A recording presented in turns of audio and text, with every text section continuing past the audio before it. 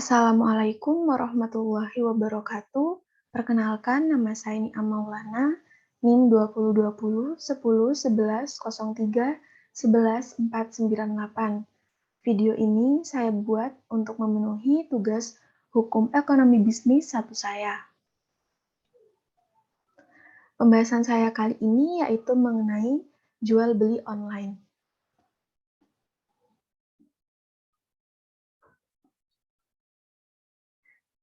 Nah, yang kita ketahui beberapa tahun ini terdapat virus yang membuat aktivitas kita di bumi dibatasi, yaitu virus COVID-19. Virus ini membatasi aktivitas seperti pendidikan, pekerjaan, bahkan jual beli. Jual beli sendiri merupakan aktivitas yang sering dilakukan oleh manusia. Jual beli terdiri dari dua bagian, yang pertama offline dan online. Perbedaan jual beli offline dan online terletak pada proses penyerahan barang dan uang. Offline diserah terima secara langsung bertatap muka, sedangkan online pembeli dan penjual tidak bertatap muka secara langsung. Jual beli online di sini yaitu terdiri dari dua kata, yang pertama on, yang kedua line. On yang berarti hidup atau di dalam, dan line yang berarti garis, lintasan, saluran, atau jaringan. Nah, secara bahasa, online bisa diartikan di dalam jaringan. Jual beli online adalah persetujuan saling mengikat melalui internet antara penjual sebagai pihak yang menjual barang dan pembeli sebagai pihak yang membayar harga barang yang dijual. Jual beli secara online menerapkan sistem jual beli di internet. Tidak ada kontak secara langsung antara penjual dan pembeli. Jual beli dilakukan melalui suatu jaringan yang terkoneksi dengan menggunakan handphone, komputer, tablet, dan yang lainnya. Nah, setelah jual beli online, kita akan membahas dasar hukum jual beli online. Dasar hukum jual beli online diatur dalam hukum positif. Yang pertama, dalam Undang-Undang Informasi dan Transaksi Elektronik. Yang kedua, Kitab Undang-Undang Hukum Perdata. Yang pertama, diatur dalam Undang-Undang Informasi dan Transaksi Elektronik. Dalam pasal 3 UU ITE disebutkan pemanfaatan teknologi informasi dan transaksi elektronik dilaksanakan berdasarkan asas kepastian hukum, manfaat, kehati-hatian, itikat baik, dan kebebasan memilih teknologi atau netral teknologi. Yang kedua, pada pasal 4 UU ITE, tujuan pemanfaatan teknologi dan informasi elektronik yaitu pemanfaatan teknologi informasi dan elektronik dilaksanakan dengan tujuan yang pertama, mencerdaskan kehidupan bangsa sebagai bagian dari masyarakat informasi dunia. Yang kedua, mengembangkan perdagangan dan perekonomian nasional dalam rangka meningkatkan kesejahteraan masyarakat. Nah, selain dalam Undang-Undang UU ITE, juga terdapat dalam Kitab Undang-Undang Hukum Perdata. Jual beli dalam perjanjian yang berarti dalam pasal 1313 KUH Perdata, yaitu suatu perbuatan dengan mana satu orang atau lebih mengikatkan dirinya terhadap satu orang lain atau lebih. Menurut Gunawan Wijaya, jual beli adalah suatu bentuk perjanjian yang melahirkan kewajiban atau perikatan untuk memberikan sesuatu yang dalam hal ini terwujud dalam bentuk penyerahan benda yang dijual oleh penjual dan menyerahkan uang dari pembeli ke penjual. Dalam buku 3, KUH Perdata diatur mengenai perikatan yang mengatur asas terbuka atau kebebasan berkontrak. Maksudnya memberikan kebebasan kepada pihak-pihak dalam membuat perjanjian asalkan ada kata sepakat. Cakap bertindak hukum, suatu hal tertentu, dan suatu sebab tertentu. Dan suatu sebab yang halal. Nah, sifat terbuka dari KUH Perdata tercermin dalam pasal 1338 ayat 1 KUH Perdata yang mengandung asas kebebasan kontrak, yaitu semua perjanjian yang dibuat secara sah berlaku sebagai undang-undang bagi mereka yang mempunyainya. Maksudnya, setiap orang bebas untuk menentukan bentuk, macam, dan isi perjanjian asalkan tidak bertentangan dengan peraturan undang-undang yang berlaku. Kesusilaan dan ketertiban umum secara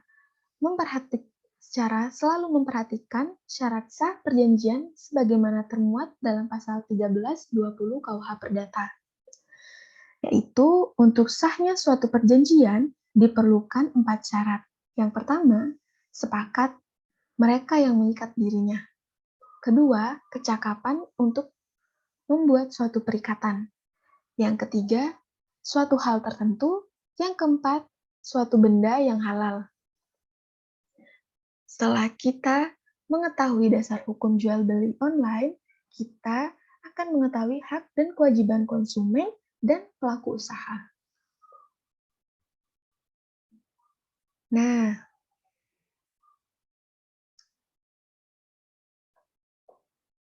dalam perdagangan, pelaku usaha memiliki hak-hak yang harus diberikan dan dihormati oleh pihak-pihak lain dalam perdagangan tersebut.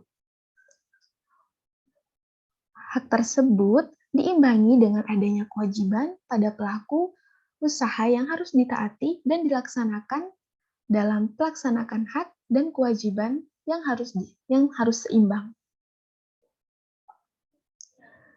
Nah, di sini adalah hak para pelaku usaha. Yang pertama, menerima pembayaran yang sesuai dengan kesepakatan mengenai kondisi dan nilai tukar barang atau jasa yang diperdagangkan. Yang kedua, mendapatkan perlindungan hukum dari tindakan konsumen yang beritikat tidak baik. Yang ketiga, melakukan pembelaan diri sepatutnya di dalam penyelenggaraan hukum sengketa konsumen. Yang keempat, rehabilitas nama baik apabila tidak terbukti secara hukum bahwa kerugian konsumen tidak diakibatkan oleh barang atau jasa yang diperdagangkan.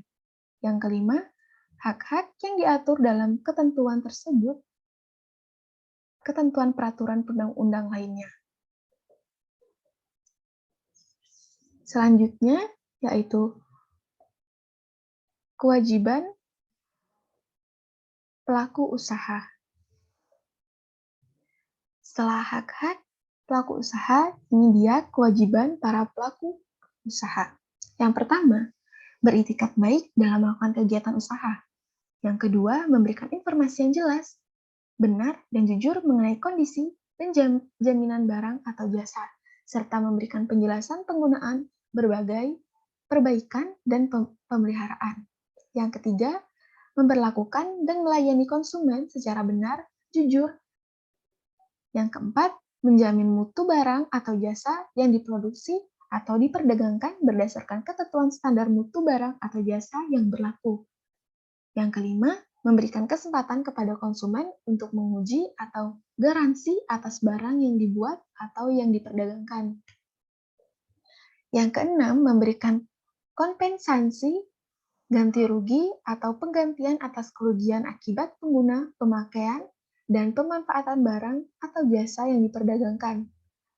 Yang ketujuh, memberikan kompensasi, ganti rugi, atau penggantian apabila barang atau jasa yang diterima atau dimanfaatkan tidak sesuai dengan perjanjian.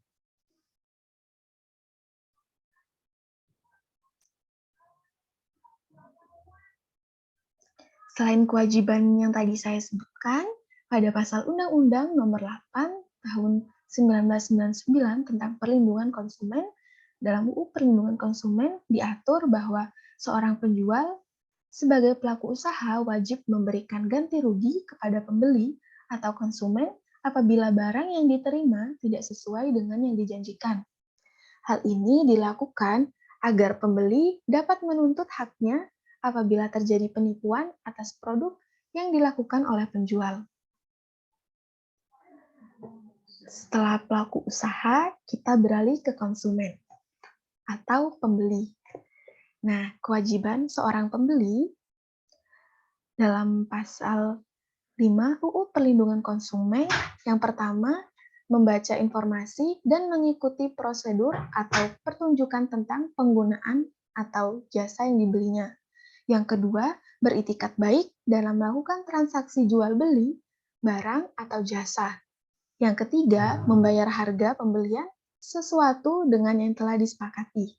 Yang keempat, mengikuti upaya penyelesaian hukum secara patut apabila timbul sengketa dari proses jual beli tersebut.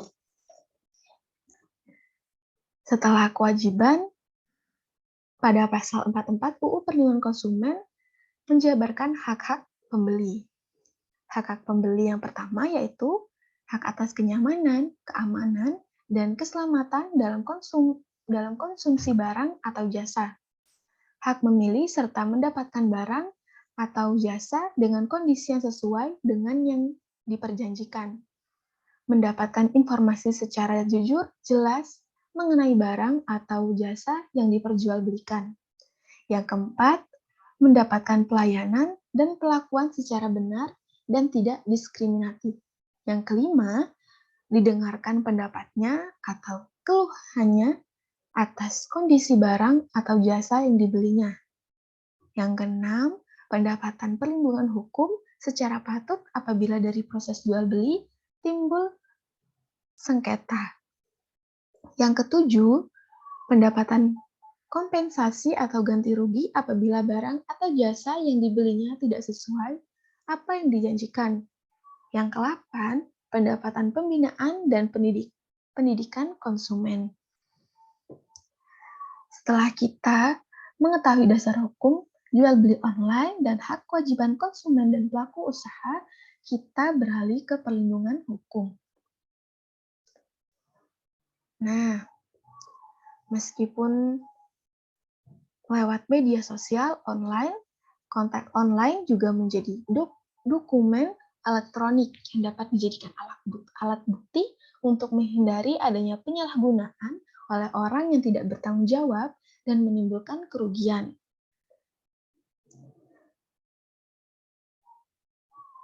Nah, yang pertama yaitu perlindungan hukum bagi penjual dan pembeli serta dokumen yang bisa menjadi alat bukti dalam transaksi jual beli online. Yang pertama, perlindungan hukum berdasarkan perjanjian. Nah, setiap transaksi online terdapat dokumen elektronik yang dibuat oleh pihak penjual yang berisi mengenai aturan atau kondisi yang harus dipatuhi antara lain jangka waktu pembayaran, serta jangka waktu atau metode pengiriman.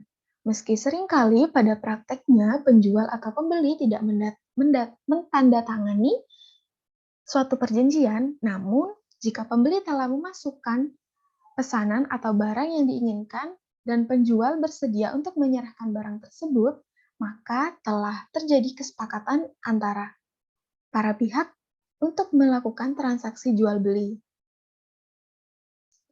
Aturan dan kondisi itulah yang dapat digunakan sebagai perlindungan hukum bagi kedua belah pihak.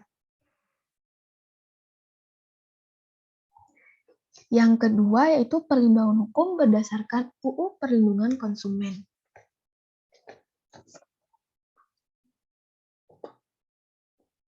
Perlindungan terhadap pembeli sebenarnya tidak diatur secara umum dalam UU Perlindungan Konsumen. Dalam UU tersebut diatur mengenai hak dan kewajiban penjual dan pembeli, larangan bagi penjual, serta cara menyelesaikan sengketa apabila terjadi sengketa antara penjual dan pembeli.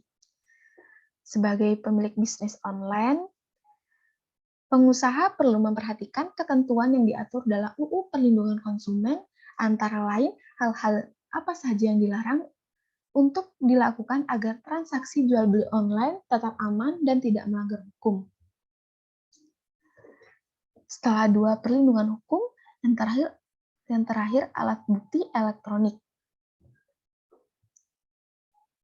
Nah, seiring dengan perkembangan teknologi, alat bukti yang sebelumnya hanya sebatas pada dokumen fisik telah berkembang menjadi informasi elektronik dan dokumen elektronik. Hal ini secara tegas disebutkan pada pasal 5 ayat 1 Undang-Undang Nomor 11 Tahun 2008 yang diubah dengan Undang-Undang Nomor 19 Tahun 2016 tentang Informasi dan Transaksi Elektronik atau UU ITE, yang menyatakan bahwa dokumen elektronik atau hasil cetakan merupakan alat bukti yang sah dan merupakan perluasan dari alat bukti yang sah sesuai dengan hukum acara yang berlaku di Indonesia.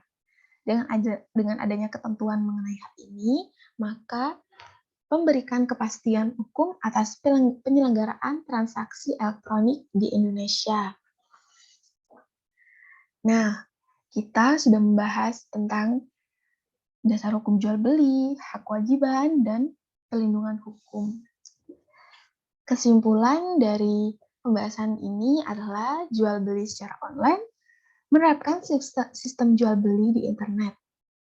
Tidak ada kontak secara langsung antara penjual dan pembeli. Jual beli dilakukan melalui suatu jaringan yang terkoneksi dengan menggunakan handphone, komputer, atau tablet. Dalam jual beli online diatur dalam Undang-Undang Nomor 19 Tahun 2016, perubahan Undang-Undang Nomor 11 Tahun 2008 tentang informasi dan transaksi elektronik, serta mengatur juga dalam pasal 1320 KUH Perdata. Dalam pelaksanakan jual beli online, tidak dapat menghindari pula tindakan nakal penjual bahkan pembeli dalam perlakuan prestasi. Selain itu, sudah adanya pasal-pasal yang mengatur seperti hak dan kewajiban konsumen dan pengusaha, perlindungan hukum, dan dasar hukum jual beli. Hal ini tidak semata-mata dibuat, namun ada sesuatu agar pelaksanakan jual beli online dapat terlaksana semaksimal mungkin.